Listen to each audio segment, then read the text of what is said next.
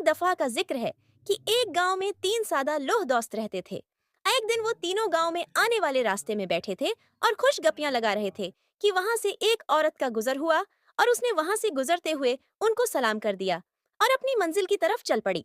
तीनों में ये बहस व तकरार शुरू हो गई कि उस औरत ने मुझे सलाम किया है। तकरार करते करते उनमें हाथापाई शुरू हो गई। इसी दौरान गांव के कुछ लोग भी इकट्ठे हो गए और उनसे लड़ाई का सबब पूछा तो उन्होंने कहा कि एक औरत यहाँ है से गुजर कर गई है और उसने सलाम किया था। नाथ स्वाब, हम तीनों का ये कहना है कि उस औरत ने मुझे सलाम किया, लेकिन हमारे दरमियान अब ये फैसला नहीं हो रहा कि उस औरत ने किसको सलाम किया है। जारी है। वहां मौजूद एक समझदार आदमी ने कहा कि उसका तो एक ही हल है कि तुम उसी औरत से जाकर पूछो कि उसने किसको सलाम किया है।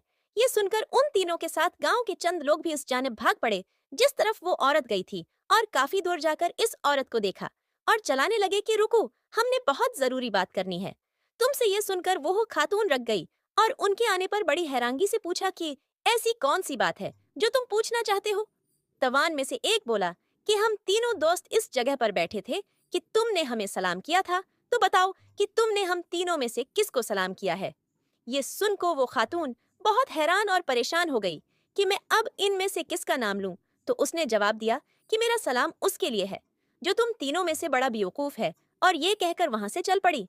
अस खातून के जाने के बाद फिर उन तीनों में बहस शुरू हो गई कि मैं बड़ा बेवकूफ हूँ। यही बहस करते करते वो वापस इसी जगह पर आ गए जहाँ और लोग भी मौजूद थे और उनका इंतजार कर रहे थे।